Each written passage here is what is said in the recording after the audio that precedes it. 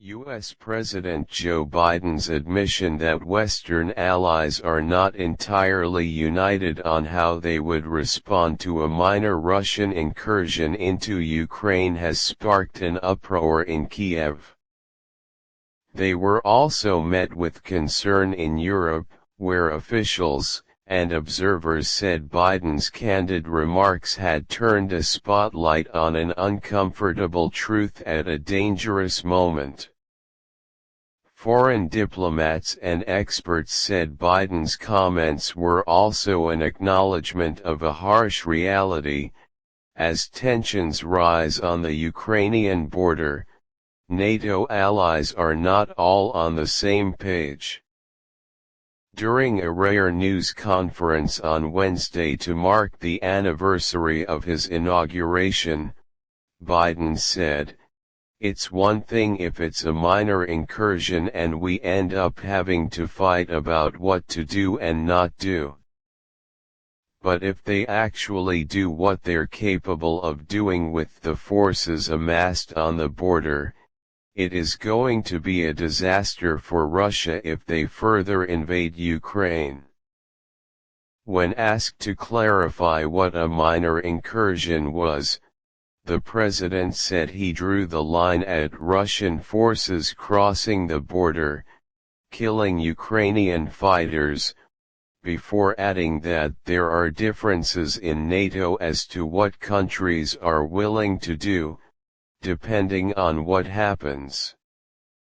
The White House later clarified that Biden would consider any movement of Russian troops over the border as an invasion and would act accordingly, and that lesser acts of Russian aggression, like a cyber attack, would be met with a reciprocal response. U.S. President Joe Biden delivers an opening statement during a news conference in the East Room of the White House on January 19, 2022. "There is some truth there, which didn't need to be said out loud," one NATO diplomat told CNN Thursday. "It's not like the Russians didn't know that, say, a cyber attack against Ukraine wouldn't trigger a full-scale response." This sentiment was echoed by a senior EU diplomat who said, "I think he was actually quite truthful in what he said. Whether it was politically okay, I don't know. The fear is that Biden saying this publicly will give Russian President Vladimir Putin the green light to escalate what is already a very dangerous situation."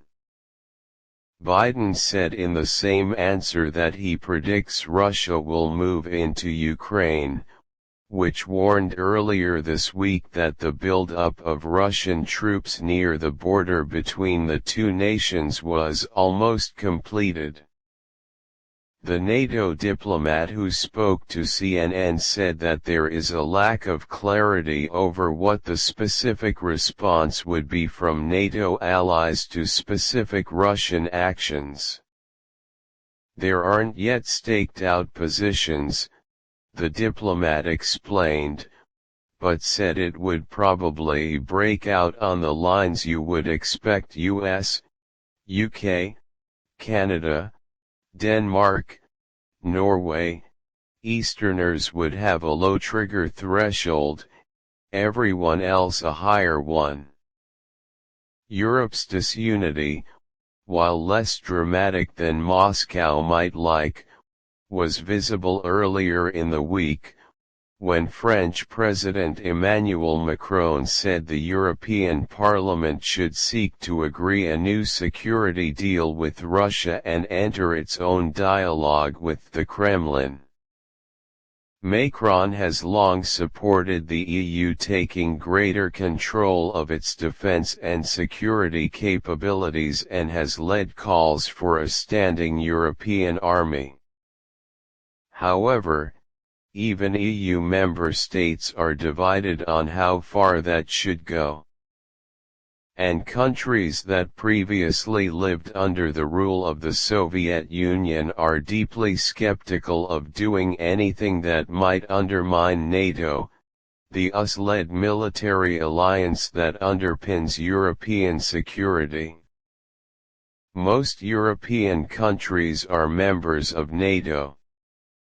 Riho Taras, a former commander of the Estonia's military, said, "Macron has an infamous quality to think out of the box and throw ideas that have little to do with the real world, and that his proposal to launch the EU dialogue with Russia falls to the same category."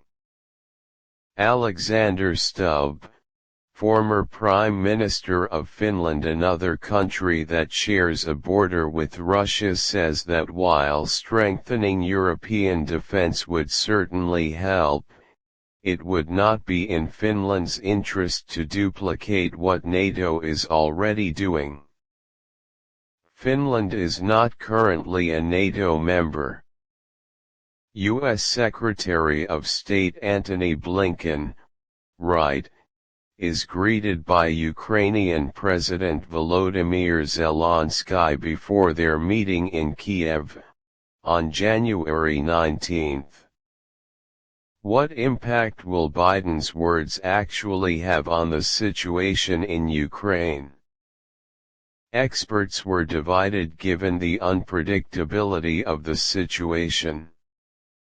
Taras said Russia invading Ukraine a bit more was not something the West should tolerate, and that Biden's comments could simply encourage Putin to seize the opportunity and launch a minor incursion, but by his own definition. Velina Chakarova, director of the Austrian Institute for European and Security Policy, believes that Biden's comments will have a devastating psychological effect on the European NATO allies as well as the Ukrainian establishment, but that they would likely not factor in Putin's thinking much because Moscow is used to the diplomatic language of Western officials and does not take it at face value. Keir Giles, a senior fellow at Chatham House and author of the forthcoming book How Russia Gets Its Way, says, the effect of his comments in Russia may well be just as much confusion they have caused elsewhere, as Russia's government apparatus struggles to unscramble the mixed messages from Washington. On the whole, most EU officials that spoke to CNN don't think that Biden's comments will prompt a major